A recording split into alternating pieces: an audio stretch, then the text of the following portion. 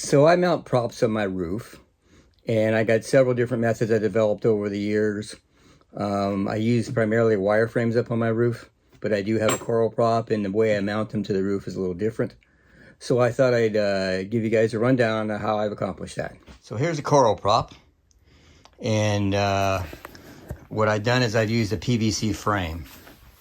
I'll go around the back here, and you'll see that I built basically a rectangle out of PVC pipe, which I zip tied to the prop. Build a tripod, and then I have a line which I'll hook to either the side of the house on my lower roof, or I'll go all the way up to the peak, and I put a sandbag on the peak of the roof to keep it from sliding off.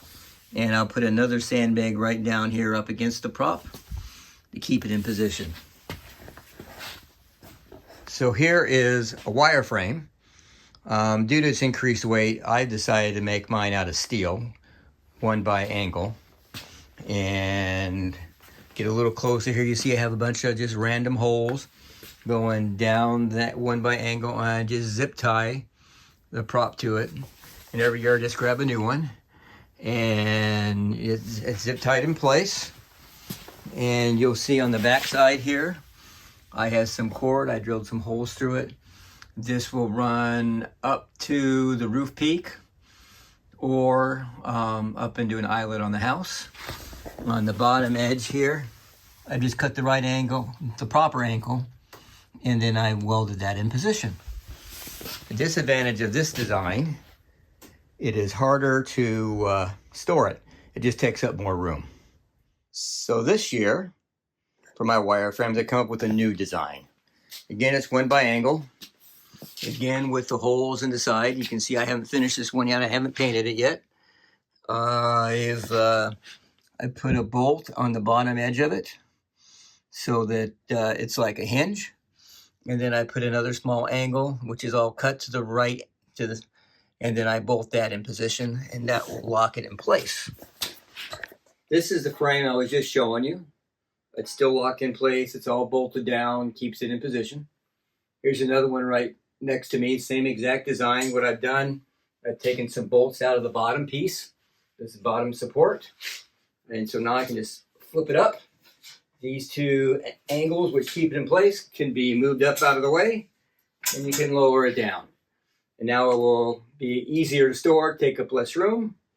Way I mount this to the roof, just like on the previous props I showed you, I have some holes in the back.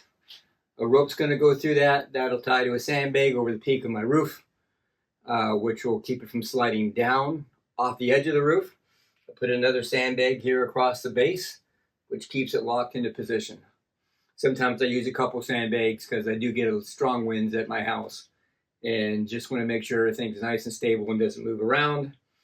Never had any issues with these. The system works really well. Alternatively, if you have a lower roof, I do have two set levels to my roof. I've also taken and put a carabiner on the end of the rope and put an eyelet in the side of the house, where I click that in and hold it into position. So here's a close-up view from the back of a couple of props sitting on my lower roof. Again, you'll see the sandbags, and then you'll see the nylon cord, and I clip that into an eye on the side of the house. Keeps everything nice and solid. I got a sandbag at the base of the bracket that holds it in place, and one at the top. I have some holes drilled in the top of the frame there that the reindeer is zip tied to. I run rope up to the peak, and there's a sandbag just like those at the base that's up over the peak. Well, I hope this little tutorial, this little rundown of how I put props on my roof will help somebody else out there. Have a great time out there, guys. See you later.